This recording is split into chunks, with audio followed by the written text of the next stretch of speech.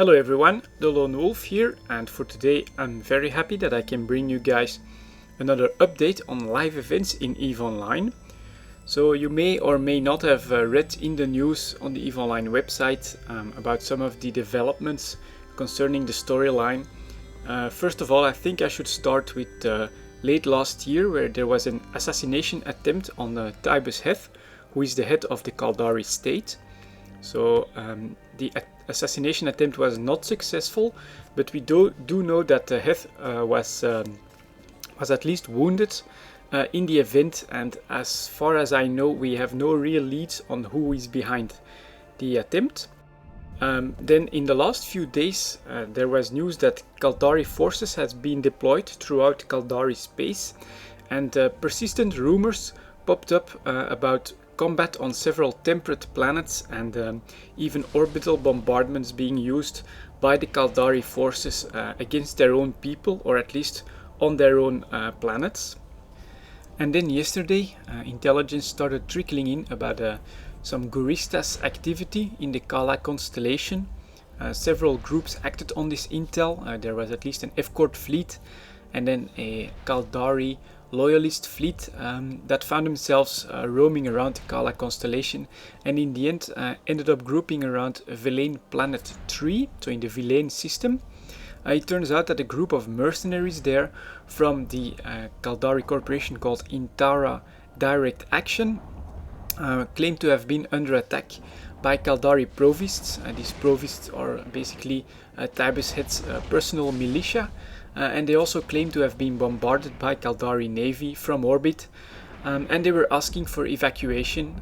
Now the groups that were present, certainly F-Court, strongly asked to be able to assist them with the evacuation, but the Intara mercenaries didn't accept that offer, and they waited for the Guristas to come and bail them out. So that's a bit strange. Why the hell would those Caldari mercs ask for Guristas aid? But alright, that's what happened, and 7 rattlesnakes and a few MOAs showed up on grid. All these MOAs had suspect flags on them, and then were quickly engaged by the F-Court and the Caldari fleets. A bit in the fight, a Rhea showed up, which had no suspect flag, so we couldn't really attack it or stop it. The same way we could engage the 7 rattlesnakes and the MOAs that did have suspect flags. Yeah, the Rhea escaped with all the mercs. From what we heard later on, around 3,000 mercs and their clones, interestingly enough, were evac'd by the Guristas somewhere deep in 00 space, in Gurista space. So they did manage to escape. Obviously a lot of people were quite interested how that Rhea got in without a suspect flag on it. It now turns out that it's actually a Rhea, a transport ship that was stolen from the Ishikone corporation. So yeah, even that is explained lore-wise. On the fight itself, in HiSec in the Vellaine system, the combined forces of F-Court and Caldari and other present capsuleers managed to take down 3 rattlesnakes. The rest of them tried to flee, but they were caught, ambushed in one of the low-sec systems. I'm not really sure which one that was anymore, by Pandemic Legion and some other groups, really. Although surprisingly enough, the fight did end up being more fair than people had expected, because several role-playing pirates, most notably of course I think Ghost Hunter, who is a Sancha loyalist, were there to help with quite a lot of repping power. So it turned out that they also had quite a nice fight in low sec as well, and there were 2 carriers that ended up on the field there in order to get rid of the rest of the rattlesnakes. Basically a very nicely run event. The one problem, if you want to call it that, is that the suspect flag only lasts for 15 minutes. So you either commit to the fight straight away and then you're in the fight, and you try and duke it out with the devs that were flying rattlesnakes in this case, but after 15 minutes the suspect flags were gone, obviously, and it was no longer possible to engage these pirate forces. So that was a bit strange. I'm sure that there are some roundabout ways to get around that, but It would also be cool, of course, if the devs could give themselves longer suspect flags or something like that.